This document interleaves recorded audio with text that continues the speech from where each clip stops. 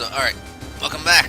SRWJ, still on that alternate route. We'll be finishing up this section of it today, and then we'll be jumping a bunch of stages as per usual, so let's dive in. Yay. Double revival! Episode 22. I am yet to watch this one, actually, I think. Or I am about to. Yeah. So, but you're watching the other version of it. Yeah, so that's okay. But yeah, you get more brain power plot in this stage.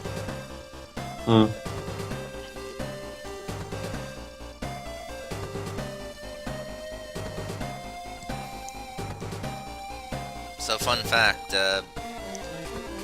there someone was on the translation team for J has been active in or at least semi-active in a forum I go to, right? Yes. And they were like, the main reason that we don't really do SRW much unless we really like the game is because these games are so fucking text-heavy. I could imagine that being a reason why a lot of RPGs aren't being translated. Yeah, and they're like, now that said, if you or anyone you know is a ready and willing translator who has a lot of time on their hands, then send them our way. But, in their experience, most translators who come to them, they're like, okay, translate this, and then they do it, and then they're like, okay, cool, so now here's how big this game is. And so then that's when the new translator gets scared and runs off. So, yeah. Yeah, I could imagine it being a case. Seeing as, say, well, the DS has seen quite a couple translation, hasn't it, right? Yeah. Yeah, it's more or less just an upgraded Game Boy, right? So I can't really imagine it being too difficult for them to work around, like how to add text to it and stuff like that. It's more nowadays. It's more just, are you willing to go through all of this text and translate this? Right. That's why I give big props to the few solo projects that I know of that certain translators have done. I'm just like, dude, you went the full mile for this game. You must really love it. Damn. Yeah, like I've recently seen, I've recently been watching this Princess Crown translation, which is being done by like two guys. When it comes to the translation itself, it was already done because there is a full like translation walkthrough with the entire game script. But what they have been struggling the most with is the menus. Right. And also the fact that it's a fucking Saturn game. There's that too, yes. Another translation I've been also looking forward to is Far East of Eden Zero, which is this also an RPG that has so far never seen a release outside of Japan, aside from a spin-off fighting game, which was on Neo Geo, so nobody played it anyway. No, Neo Geo, that's funny. Anyway, I'm just checking something real quick. Don't mind me. Yeah, okay. We're still stable. Good. So they have translated one game for the GBA. I am yet to play it, but I definitely will because I'm kind of interested in that franchise. It sounds pretty funny. Like it's a satirical version of Japan.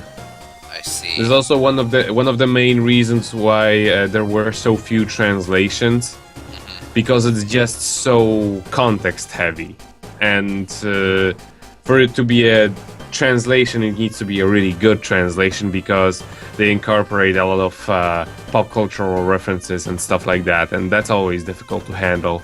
Right. You basically have to change them up, or put a little translator's note that's like 5 paragraphs long. Exactly. But one game that they have been having a lot of trouble with is the translation of a SNES game. Not because SNES is generally particularly difficult.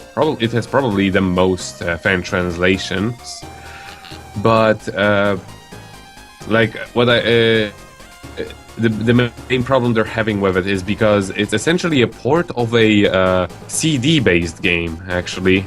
Because at first, like that whole franchise began on TurboGrafx 16 or PC Engine, but it was one of those few games that was released on CDs.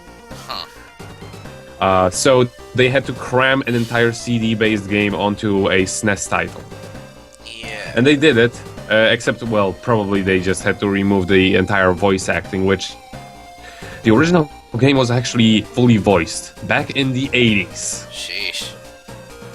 Yes, but the main problem they're having with it is that the game uses a very bizarre sort of decompression system, as in it's actually way bigger than it appears on the file itself. So they're having the most trouble with that, and they even got like a creator of one of the more known what the fuck is that thing? What is what thing? That's Octopus. What octopus? Where? I don't see it. What? The one that's hiding behind this guy What guy? Where? with I freckles. don't see it. What? Never mind. In any case, they at this point they even got the guy who made one of the more reliable SNES emulators to do it. Nice. Yeah, it'll be interesting. The one I'm most interested in, however, out of this entire franchise is Far East of Eden 4, the Apocalypse 4, or however the title goes. It was released on Sega Saturn, and it will probably never see a translation. But there is a translation guide, so it's not impossible to play through, and I will eventually play through it now that I have a goddamn Saturn. Yes. What's interesting about that one is that it is essentially the unlike the rest of the entire franchise, it does not take place in fictional Japan. It actually takes place in fictional America, and it is the most historically accurate game you will ever find. More historically accurate than Shadow Hearts? Possibly. Actually, it seems as if the people from Shadow Hearts 3 have taken a lot of inspiration from them. Though this one is a full-on parody, as in Shadow Hearts, they at least the locations are all like they made them exactly the same as they are in real life, except for the obvious ones like the ancient alien temple that was actually buried in the middle of Moscow. Right. But like generally, they keep everything as accurate to the real life as it could be. However, in Far East of Eden, the Apocalypse 4, they went with just making a stereotype out of every place. Wonderful. I'm just, and they didn't even get the map correctly. Like it looks so weird when you look at it. It does. I would earlier say that their America looks like Russia. Wow. But what can you do?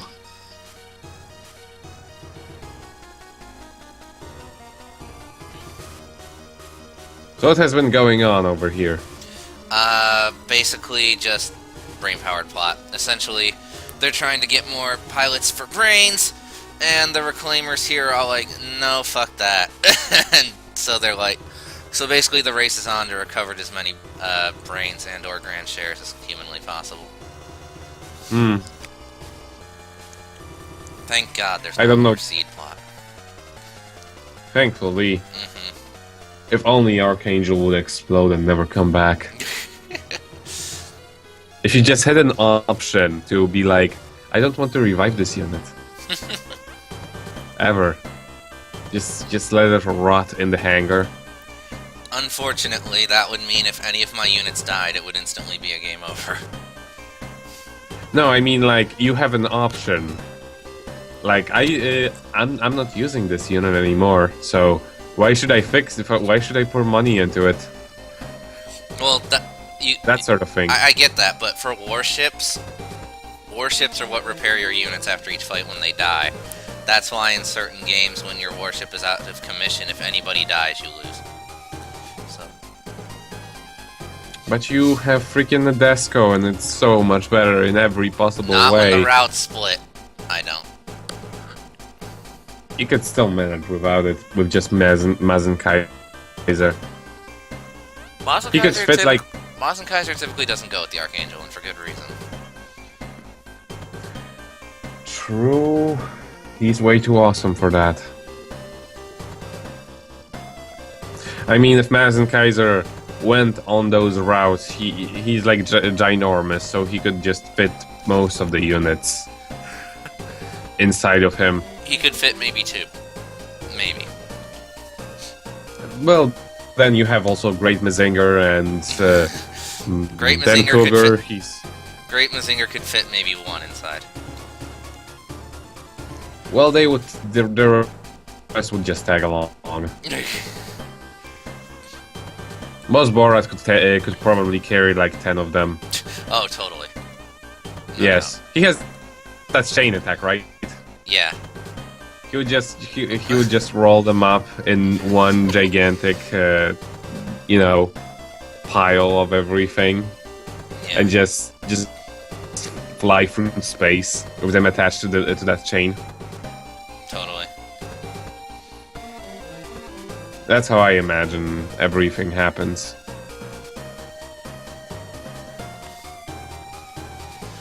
But yeah, right now, Hime and you are arguing about whether orphans should be free to rise up from the planet or not. What's the orphan? That is a plot device from Brainpowered. It's essentially a gigantic organic ship that's been buried inside the Earth for who knows how long. And recently, because of all of the warfare and mystical voodoo shit going on, it's woken up and it's starting to rise out. Oh. Nobody knows what the fuck this thing's going to do when it finally rises all the way up, though, other than cause, ginormous tidal waves and shit. But basically, a lot of people theorize that it will suck out all life energy from the planet in order to propel itself and leave. And that is not a good thing. Generally. Meanwhile, Well, as long as it's our planet in question, that's not a good thing. Yeah. Meanwhile, Hime's like, how come it can't go out to space on its own free will? I don't get it.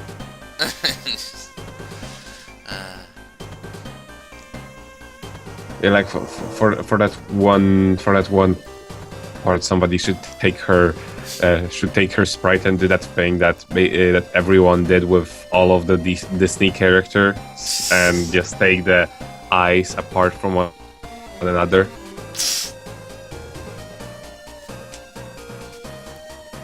In fact, just do it for freaking everyone. Totally. It would make those conversations a whole lot more entertaining to watch. Totally. Just make a mod like that, where everyone's sprite has cross eyes in the other way. Oh my god. Boss Borat probably wouldn't look any different. Unfortunately, I am not good at... I can't do shit like that, but... Trust me, if I could actually thoroughly mod this game, I'd be doing a lot of stuff. Don't you worry. I would just add mustaches to everyone. Mustache mod. Yes, so necessary.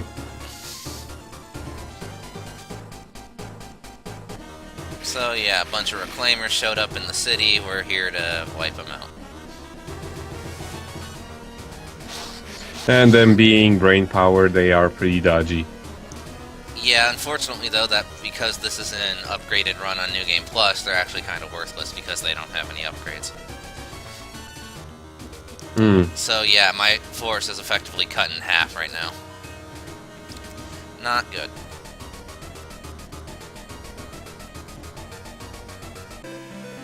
Aw, shit.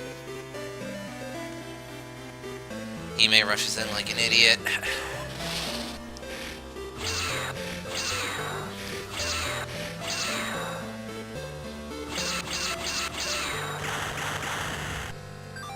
Yeah. Well, she killed that guy like an idiot.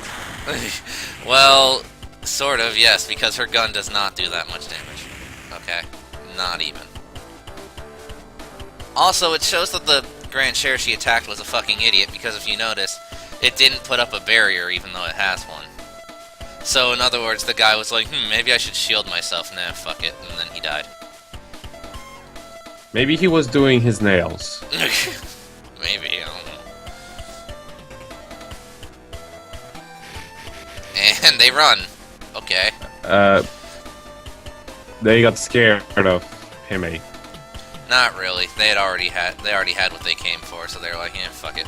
And they just left. Okay, we've already made the blood sacrifice. Let's go away. Pretty much. Hey, Starman, why do you like Kira so much? God.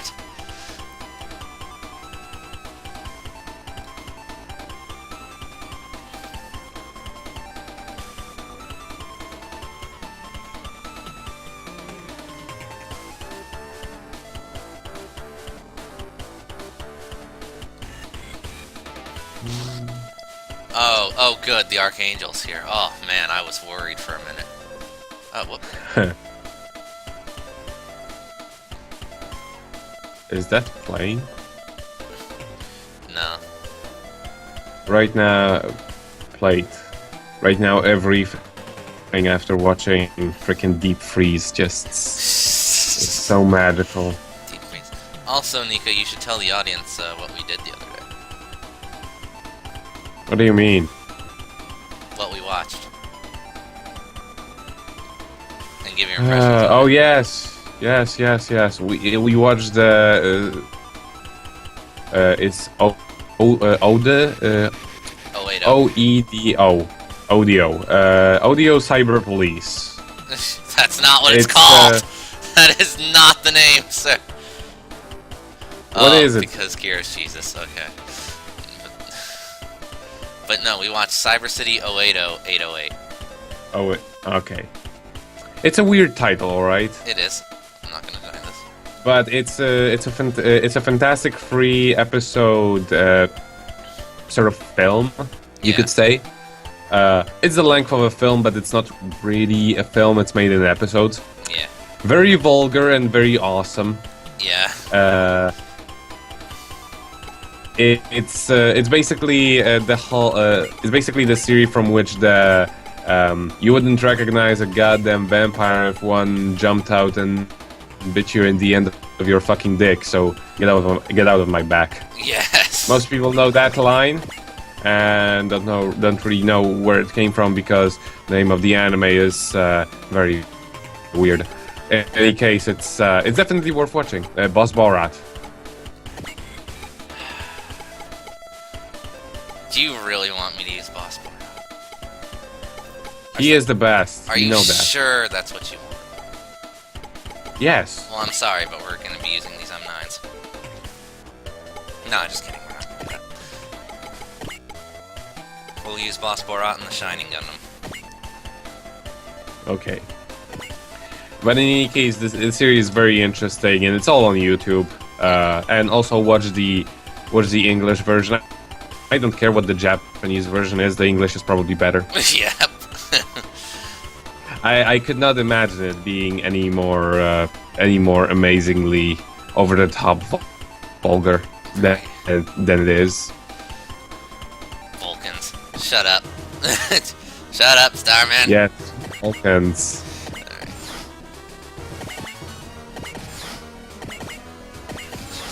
I also remember in one of those episodes you were like, what formation should I use?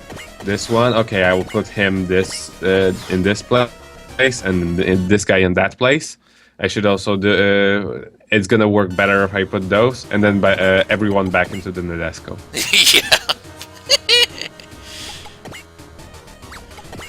I was just asking myself all the time, why are you even doing this? Vulcan is OP. Shut up. Starman, you're drunk. Go home.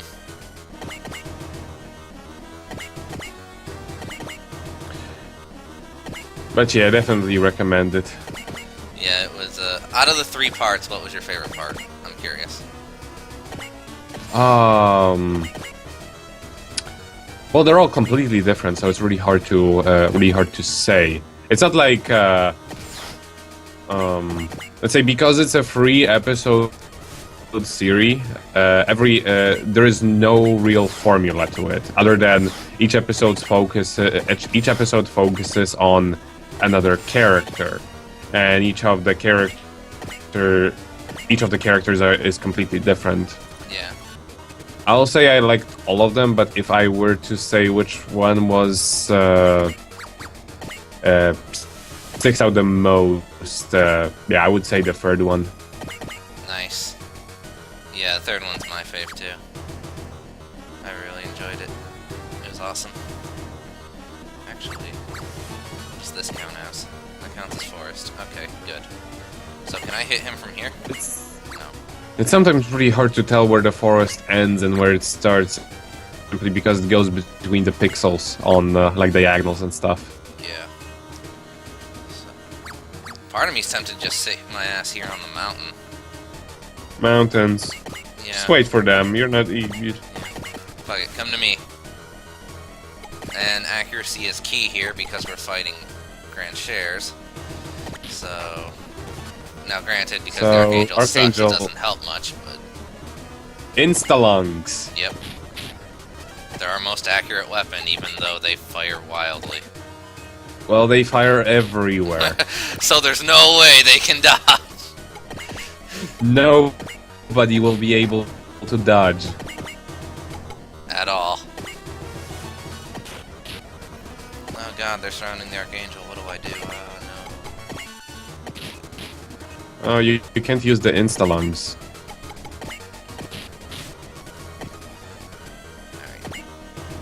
Now see, if this were the Nadesco, I could map attack them. If it were the Nadesco. Well, you can still use the map. You can still map attack them to the... No, I can't. Yeah, right. See. Because it really needs to require so much will. Yep. And no, Starman, it's not school days. Shut up. Goodness. I mean, honestly, if they were to make this attack even remotely useful, they should have just made it so that it becomes available almost right off the bat. Right. As opposed to having to wait as much as you have to do for Nadesco to charge up the... I can fucking get rid of Kigali. Oh, no, wait, no, that's the exchange thing. No, damn. Damn, and there I got all excited. I thought I could get rid of a worthless unit, but wasn't to be. Just delete. Yeah, just fucking get rid of her. EM yo-yos are all I can use, and of course you miss. Fucking combattler. This is why nobody likes you. So. This is why you're such a disappointment. Pretty much. You don't have combo yet. I miss combo attack. It was my favorite thing. Volte's what the fuck? How does combo actually work? Does it need to have? It needs to have like a couple enemies lined up, right? Yes, and then you can attack them all at once, depending on what level but the your amount... combo status. So, like, if your combo level is 3, you can hit 3 people. All right. Okay, that's what I wanted to know. Vulcans. We're not using Vulcans. Shut up. Oh, God. Like, even on enemies that have literally 20 HP, it still most likely won't kill. Indeed.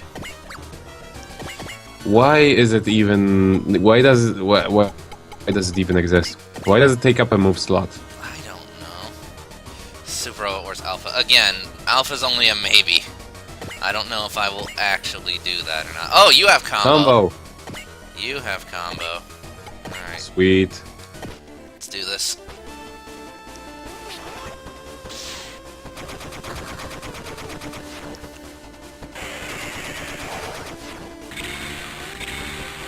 See, look at that.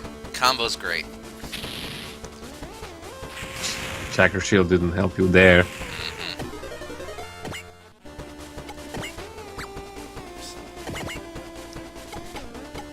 Rose Gundam, do you have combo? Yes, you do. Yes. Yes, you do. Oh, so good. Oh, wait, no, I don't want to risk that. I'm not risking that. That would hurt. Okay. Maybe...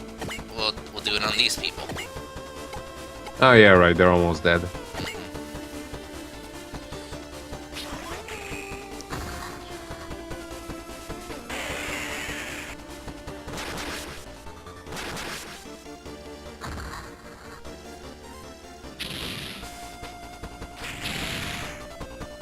And done.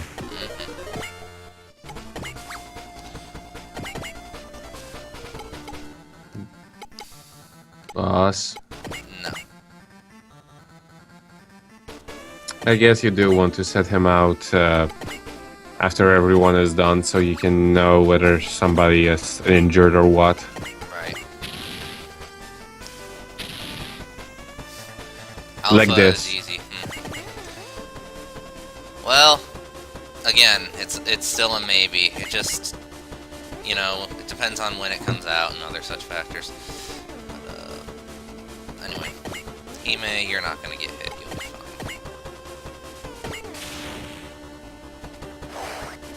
See? Fine.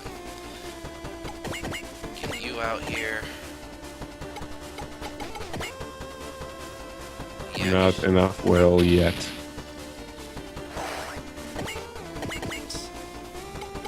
And now for Kira. And Salons. If there's one good thing about this thing, it's that its strongest attack is also its most accurate attack. And he still misses! God damn. You even tried to praise the Strike Gundam, and I know, and then it just failed right as you were saying the one good thing about it. Yes. See, that is how you do it, Kira. Fucking just... Ugh! Bastard. This is why this is a Shining Gundam. Oh, come on, I wasn't even done with the first wave. You didn't even deploy your all of your units. I know, right? And I'm not gonna Thankfully, watch Kagami that doesn't. with that. Okay, that a Shining Gundam needs No, not repairs. Shining. Kira needs them. Goddamn, Shining Gundam needing repairs, that's funny. Yeah, I mean, you know, Skype just kind of skips frames. Alpha Guide's a troll, lesser skill point. Oh, that sucks.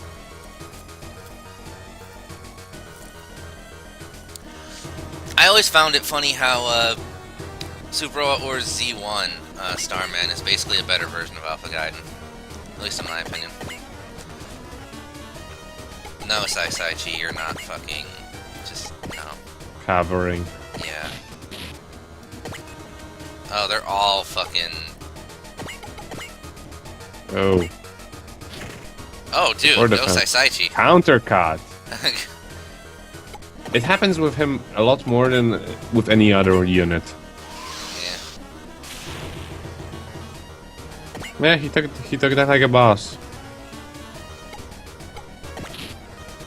Boss. You need to keep defending. I didn't know they were just gonna gun for him. Ooh! I didn't know that.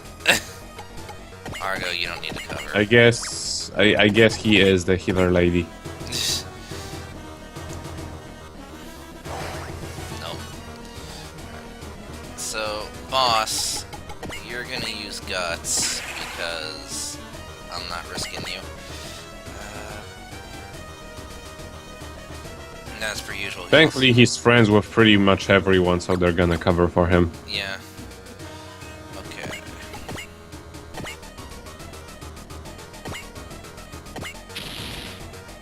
Hey, Combattler, you did something right. Good job. Yeah, that's not